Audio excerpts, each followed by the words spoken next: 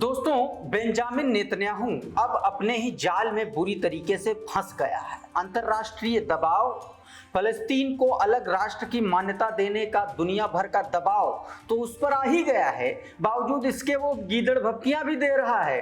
Donald Trump अलग से धमका रहा है, लेकिन इस किसी भी चीज का कोई असर किसी भी देश पर हो नहीं रहा। ये तो बात हो गई दूसरे देशों की, लेकिन आज जो मैं आपको बताने जा रहा हूं वो बेंजामिन नेतन्याहू और डोनाल्ड ट्रंप दोनों के लिए बेहद खतरनाक, और खतरनाक इस स्तर का कि दुनिया भर से अलग थलग होने की नौबत आन पड़ी है।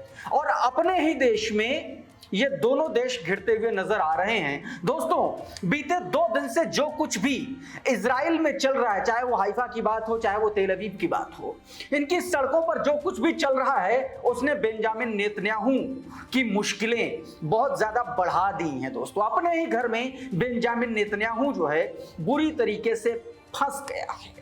जिन बंधकों के आश्रय वो अपने वॉर बिजनेस को चमका रहा था, अपने अपराधों से दूर भाग रहा था, अब वही सारी चीजें उसके सामने आ रही हैं। आज के इस वीडियो में सबसे पहले आपको दिखाऊंगा कि कैसे वो बुरी तरीके से फंस गया, बताऊंगा अमेरिका के आश्रय वो क्या करने जा रहा है, और साथ में गजा को लेकर के वो अमेरिका के साथ क्या प्लान बना रहा है, वो तस्वीरें भी आपको दिखलाने की कोशिश करूंगा। और साथ में गजा में एक नया जॉर्नलिस्ट ने पोस्टर लगाया, उसको लेकर के एक नया विवाद छिड़ गया है। वो तस्वीरें इजरायली सेटलर्स को कैसे इजरायली सरकार हथियार और वेपन प्रोवाइड कर रही, वो भी तस्वीरें सामने आई हैं। सब कुछ दिखाऊंगा, सारी बातें। और दूसरी तरफ से रेजिस्टेंस फोर्सेस ने भी अब बुरी तरीके से वहां पर रॉकेट हमले शुरू कर दिए हैं गजा के भीतर, आईडीएफ के ऊपर। और मोसाद के एक एक्स ऑफिसर का नेतन्याहू और इजरायली सरकार को लेकर के बड़ा खुलासा सामने आया। तमाम सारी खबरें हैं, लेकिन सबसे पहले जरा ये वीडियो देखिए। दोस्तों, ये जो वीडियो आप अपनी स्क्रीन पर देख रहे हैं, ये तेल अवीव का वीडियो है दोस्तों। और तेल अवीव की सड़कों पर लाखों की तादाद में ये जो लोग उमड़े हैं ना, ये इजराइल की बेंजामिन नेतन्याहू की सरकार के खिलाफ उमड़े हैं। ये उमड़े हैं बेंजामिन नेतन्याहू की उस भुखमरी वाले पॉलिसी के खिलाफ, जिसके शिकार जो है वो इजरायली बंधक भी हो रहे हैं जो गजा में, और उसको लेकर के लगातार ये लोग मांग कर रहे हैं। दोस्तों, इन लोगों ने सीधे तौर पर मांग की है कि ये जो वहां पर बंधक है उनको बिना किसी देरी के जल्दी से जल्दी छुड़ाया जाए। और साथ तौर पर कहा गया कि जो गजा में जो जेनोसाइड चल रहा है, जो युद्ध चल रहा है, जो इजराइल ने छेड़ रखा है, उसको तुरंत प्रभाव से बंद किया जाए। साफ तौर पर कह दिया है। शहर इमामी ने ये वीडियो जारी किया जिसमें लिखा कि large scale protest erupted after video showed Israeli hostages suffering from extreme hunger in Gaza. Citizens are using the government to halt the war and negotiate the hostage return at any cost. साफ तौर पर कहा गया कि war को तुरंत रोकिए, और जो भूखमरी से वहां पर जो बंधक हैं वो मर रहे हैं, उनको फौरन घर लाइए। साफ तौर पर इसके खिलाफ लाखों लोग सड़कों पर उतर आए हैं। इन तस्वीरों में आप साफ तौर पर देख सकते हैं। उधर गजा के समर्थन में दोस्तों जो नजारा, जो तस्वीरें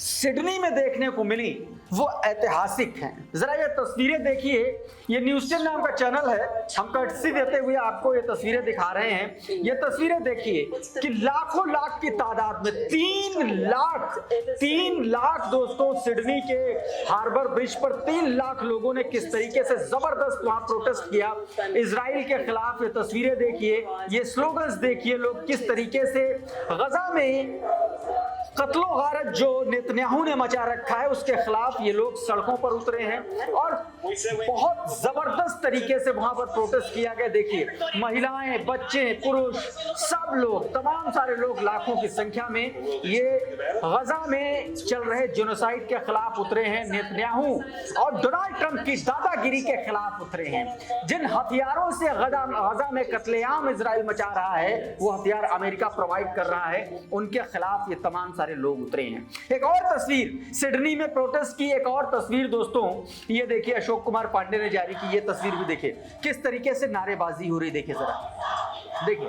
लाखों की तादाद में ये लोग देखिए किस तरीके से फलस्तीन का झंडा लेकर के सड़कों पर उतरे, फलस्तीन के समर्थन में नारेबाजी कर रहे हैं, गजा में फौरन युद्ध रुकवाने की मांग कर रहे हैं। तमाम सारे लोग इस तरीके से वहां पर उतरे हैं सड़कों पर। और ना सिर्फ उधर दोस्तों, एक और वाकया सामने आया है, क्लैश हुआ इजिप्शियन एम्बेसी के भीतर। सीधे तौर पर बदतमीजी कर रहा था इजरायली और उसको सबक सिखाया एक फलस्तीनी समर्थक ने। ये तस्वीरें जरा देखिए,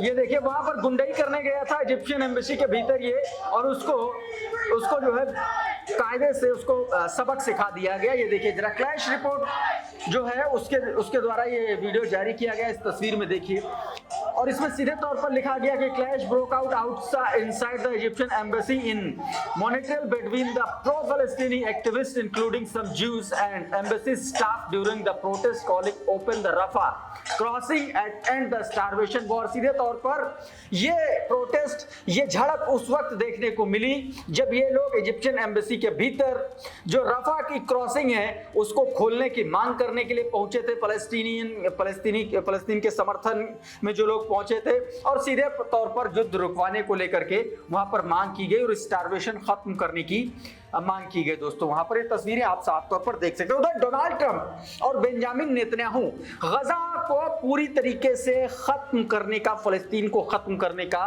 प्लान कर रहे हैं। ये बड़ी खबर सामने आई। ईरान टाइम्स ने इस खबर को बताया है, अपने सोर्सेस के हवाले से दावा किया, जिसमें बताया गया कि Israel is preparing for the complete destruction of Gaza strip with a green light from the United State. बताया गया कि अमेरिका से गजा को बर्बाद करने के लिए, गजा को खत्म करने के लिए यूएस की तरफ से उसको हरी झंडी मिल गई है और अब वो गजा को पूरी तरीके से बर्बाद करने के प्लान पर काम कर रहा है। लेकिन दोस्तों ये इतना आसान नहीं है।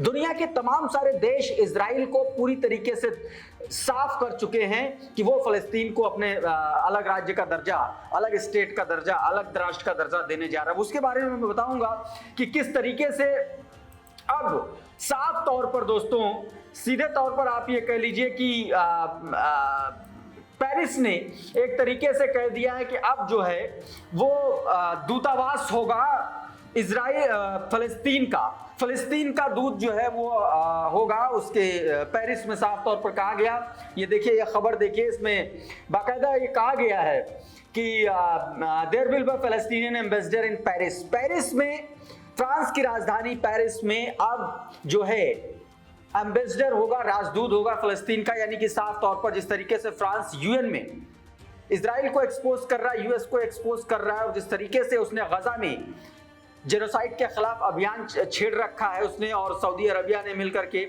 ऐसे में अब उसने एक बार फिर से ये कह दिया कि वो मान्यता तो देगा ही और साथ में पेरिस में अब फलस्तीन का राजदूत होगा। उधर दोस्तों एक और तस्वीर जरा ये देखिए कि किस तरीके से गजा में एक होर्डिंग लगा और उसके बाद बवाल मच गया। ये देखिए, इसमें देखिए मेक गजा जूइश अगेन। सीधे तौर पर इसमें लिखा गया डोनाल्ड ट्रंप वाले मागा के जैसा कि मेक अमेरिका ग्रेट अगेन, उसी की तर्ज पर देखिए इजराइल ने, उसी के चेले ने यहाँ पर क्या लिखा कि मेक गजा जूइश अगेन। ये बात लिखने की कोशिश की गई। जोहरान ममदानी ने इस वीडियो को ट्वीट किया और उन्होंने कहा कि make Gaza Jewish again. A vile banner hung by Zionist in Jerusalem old city. Jerusalem old city में इस तरीके का बैनर लगाया गया। It is not just racism, it is an open call for occupation, ethnic cleansing and the genocide. साफ तौर पर उन्होंने कहा कि ये एक सिर्फ बैनर नहीं है, ये एक संदेश है कि अब गजा को कैसे सीधे तौर पर खत्म करने की कोशिश की जा रही है। उधर एक और तस्वीर अहमद हसन ने अपने ट्विटर हैंडल से जारी की, जिसमें इजरायली मंत्री जो है वो गजा में मौजूद इजरायली सेटलर्स को हथियार प्रोवाइड कराते हुए वो तस्वीर आप देखिए नजर आ रही है। इसमें ये तस्वीर देखिए और इसमें हसन ने लिखा हुआ है the Israeli government is distributing weapon to settlers, the Palestinian government and some Arab governments want to disarm Palestine. सीधे तौर पर उन्होंने कहा कि जब ये तस्वीरें इजराइल अपने सेटलर्स को हथियार बांटते हुए नजर आ रही है, दूसरी तरफ कुछ ऐसे देश हैं जो ये कह रहे हैं कि फलस्तीन को डिसआर्म होना चाहिए, ऐसे में सवाल उठता है कि क्यों हो जाए। ये भी अपने आप में दोस्तों बड़ा सवाल है। उधर एक और स्मोट्रिच इजरायली मिनिस्टर जिनका नाम है हाउसिंग मिनिस्टर है, उन्होंने सीधे तौर पर कह दिया कि इजराइल पर कोई भी इंटरनेशनल कोर्ट का कानून लागू नहीं होता। सोचिए, घमंड में चकनाचूर एक तरीके से इजराइल किस तरीके से गुंडई वाली भाषा, दो टके के टुच्चे वाली भाषा इस्तेमाल कर रहा है इजराइल। ये देखिए, साफ तौर पर कह रहा है the international law does not apply on the Jews. सीधे तौर पर कह रहा है कि यहूदियों पर इंटरनेशनल लॉ जो है अप्लाई नहीं होते हैं। और इजराइल की इन्हीं तमाम हरकतों को लेकर के एक बार फिर से गजा में रेजिस्टेंस फोर्सेस ने हमले तेज कर दिए हैं।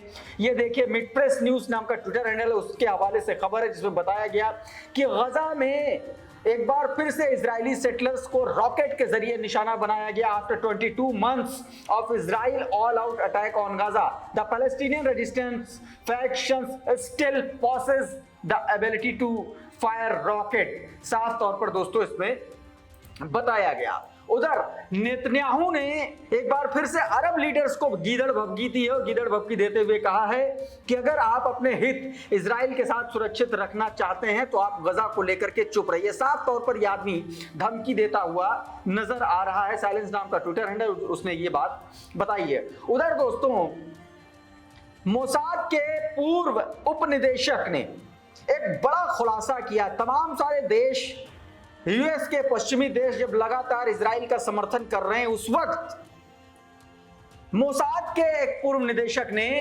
सीधे तौर पर बेंजामिन नेतन्याहू को लेकर के साफ तौर पर एक बात कह दी। उन्होंने कहा the order the government is giving army today are crime. साफ तौर पर गजा को लेकर उन्होंने कहा कि जो कोई भी आदेश आज की तारीख में आर्मी को दिया जा रहा है इजराइल के द्वारा, वो साफ तौर पर अपराध है।